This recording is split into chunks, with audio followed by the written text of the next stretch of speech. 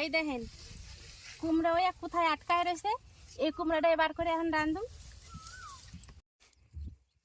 না কোনো মতেই তো কুমড়া বার করতে পারতেছি না।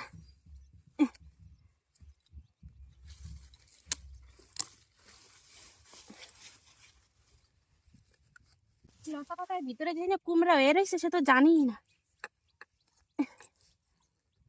ভাবা যায়। ইস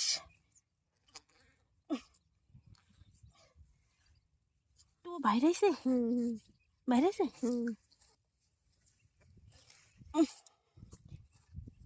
এই যে বাইরে এসে কুমড়া দেখেন কি অবস্থা হয়েছে বাঁশের চাপায়।